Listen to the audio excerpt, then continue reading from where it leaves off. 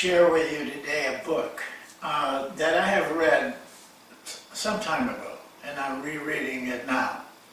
But I think it's a tremendous book for coaches, teachers, any kind of lifestyle.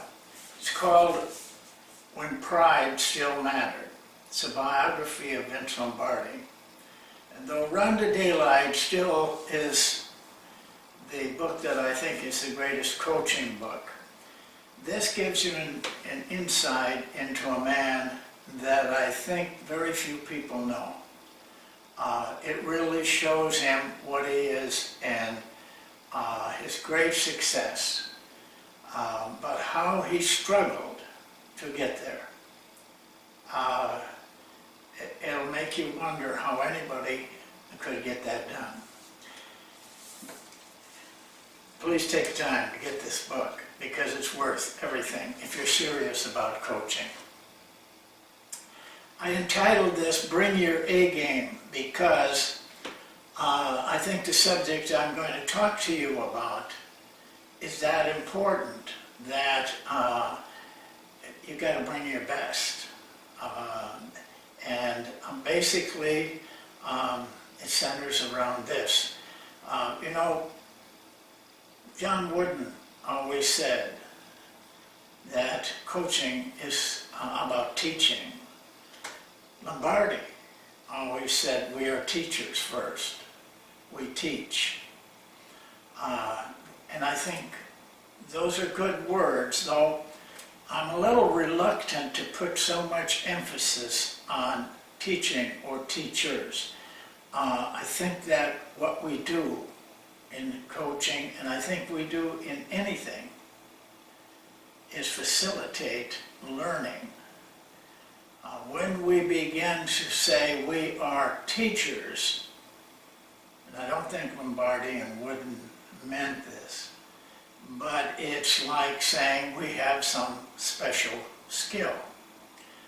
And I just don't like that connotation. I want to put the emphasis on learning. Well, it started for me when I was a first-year coach, high school coach in Sheboygan, Michigan. My free hour coincided with the chemistry teacher's free hour. So in that room, we were just the two of us. And he always was on the sofa and doing a lot of work with papers. I preferred the desk. But we didn't talk a lot. I knew his background. He was an alcoholic. He'd been fired by a number of schools. And we just happened to have an outstanding superintendent who saw through all of those things. In fact, hiring me was something that for that position, which was a bigger school, I don't think anybody else would have hired a guy right out of college for that job. He was that kind of a man. So this guy actually came to Sheboygan, this chemistry teacher. He was considered the best teacher in the school. All the students loved him. He just did a remarkable job in the classroom. Well, we didn't talk a lot. He didn't seem to want to. But one day he did open up the conversation. And I, like probably all of you, but right out of college, I thought I knew everything about coaching. It was arrogance. And one day we talked, and I said, what I really want to do is build this program with smart players. And he looked at me and he said, basketball players play with their spinal cord, not with their brain. And at first, that took me back. But through the years, I have seen the wisdom in that statement and, in fact, built a system around that concept, which is playing instinctively, is what he was saying. But he said something else to me one day. I was telling him about a new drill I had. I'm sure you guys have done the same, probably more even than I did. But I was so fired up about this drill, I was really getting into my teaching of the drill. And when I got done with my eloquent presentation, he just looked up over those little glasses and said, it isn't how you teach, it's how they learn that counts. Those two statements, believe it or not, 50 or 60 years ago, I have carried them all through my coaching career. I have never forgotten them. Sometimes I wandered away from them, but I always had to come back. They meant everything to me, and that's how I structured what I did in the area of learning. I have 4 items that I would like to share with you. Because you see, as coaches, our only hope of success, you can tell me all the things, the drills, the books, the articles, but our existence depends on one thing, and that is that the players learn what we want them to do. That's it. If we do that well, Lombardi did, Wooden did, Bill Jackson did, Dean Smith did. We do that well, it doesn't make any difference what we're playing. It is how well you can do that that counts. So I'm going to give you 4 things that I think if you follow. There's a lot of other things we could say about learning and teaching. People can write books and forever about it, but it boils down to 4 simple things. And I think if you can learn to do these things with your players, it'll take care of, if not all, at least most of your problems. The very first one is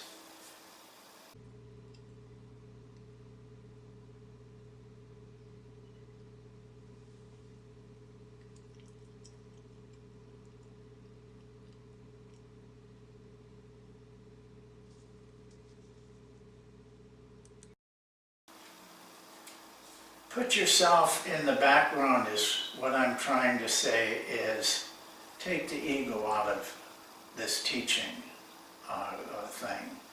But put yourself out of it. Instead, think of your players. How do they learn? Give them, teach them, and show them the best way for them to learn.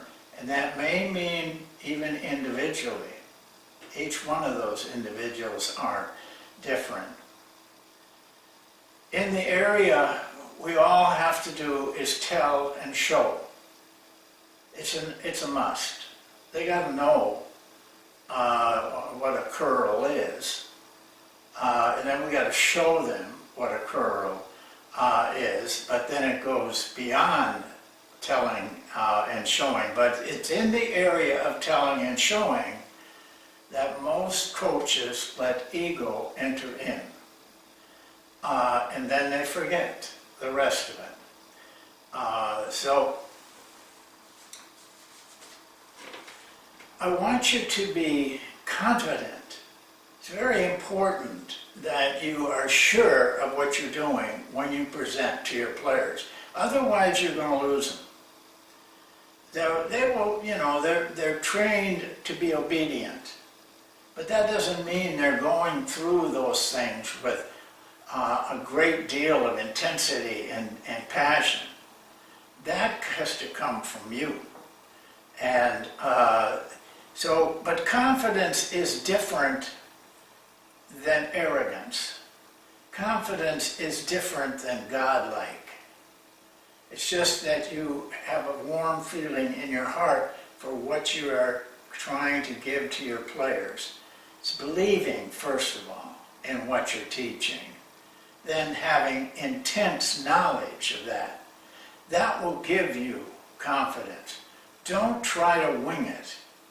Most coaches do. They see something, oh, I'll put that in, and they don't know it. They don't believe in it. And so this comes across to the players so easily. Put yourself out of it, facilitate their learning.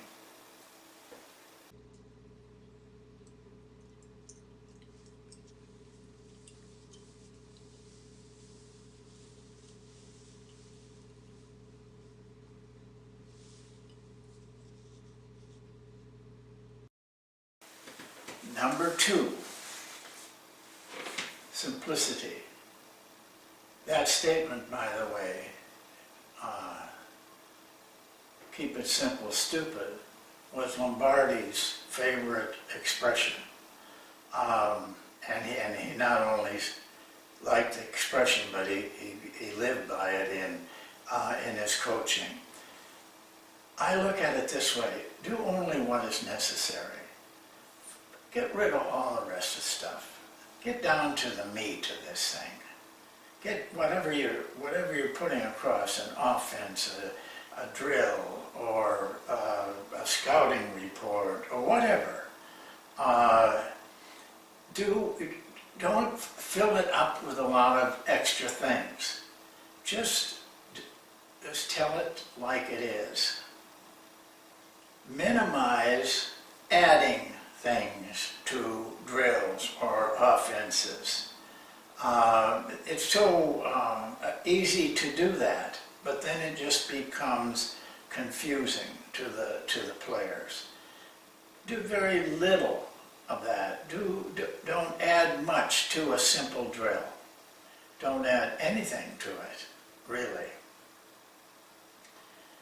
I'd be careful when you're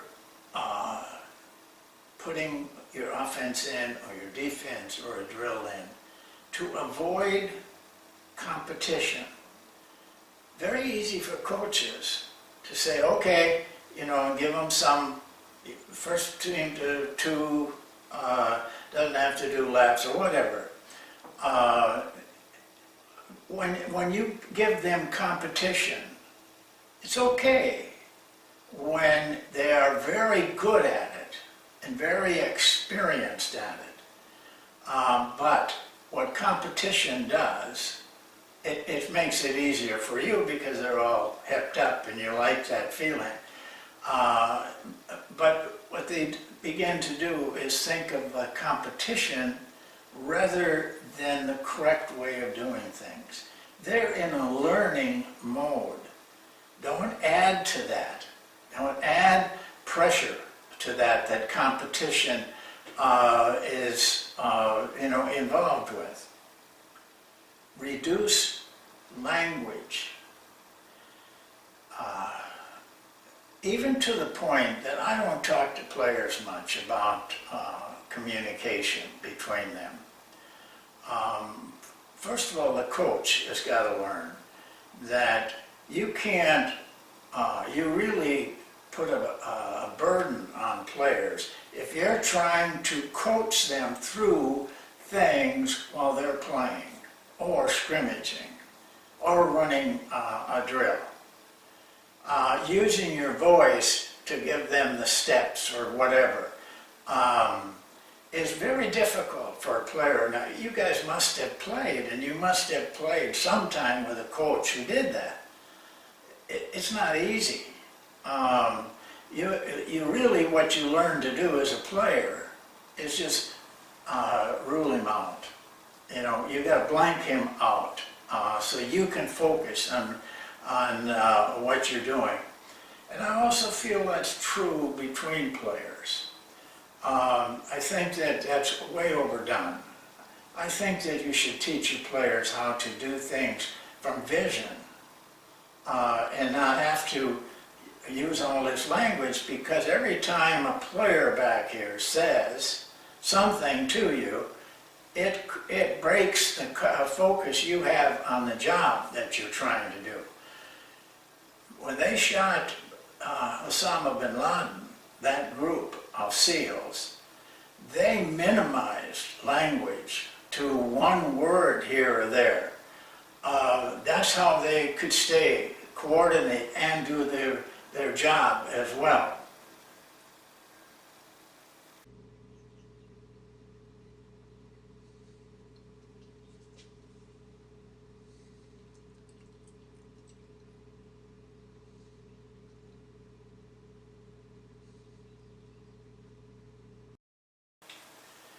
Teach through involvement. This is where you really get it done. The show and tell part, you have to do it. It means nothing. It really means nothing to execution. But when they're in the process of involvement, you show them, you tell them to do it. Now, as they do it, they're going to make mistakes. They're going to not know what to do. That's when you come to them with telling them how to do it, what to do it, when to do it, because at that point, they're in the midst of it. You've solved a problem, or sometimes you may have added a problem. But this is where coaching and teaching really is the most beneficial. Showing and telling, it's good. You got to do it. But when you really teach is when they are involved in what they're doing. And that does take correction. Is one of the places that you can help them, because they may be doing something wrong and not knowing it. They have to know what's right and wrong in order to do what you want them to do. But always remember this: do not be too picky about technique. Let them find their own way to do the thing that you want them to do. The correction comes when they are doing it in a way that is not beneficial to the team. But technique-wise, give them the chance to do it the way they feel most comfortable with. Discipline is the final word. You have to have discipline in your drills, your teaching, and you can't allow your team to just go chaotic because you don't discipline them.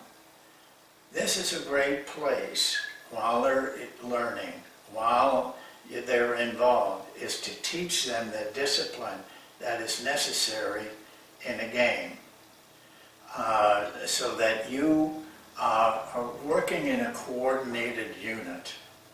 Keep these things in mind. Those are 4 things. There's a lot of other things we could say, but really it boils down to these 4 things. The last one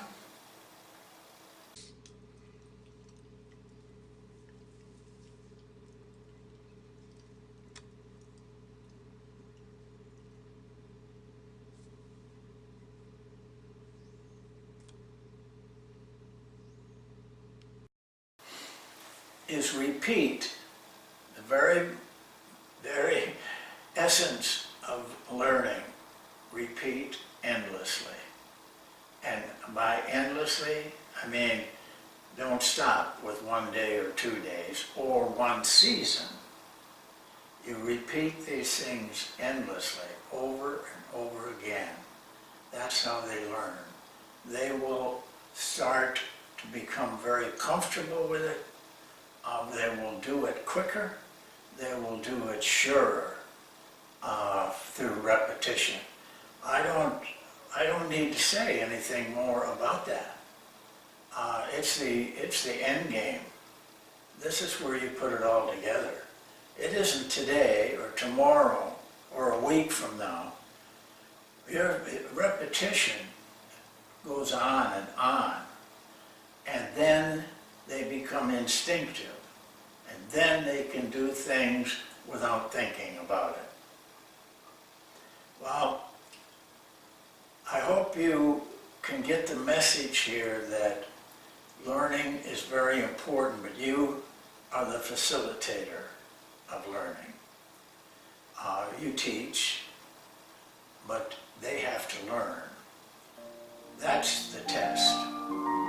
Not how you teach, but how they learn. Thank you.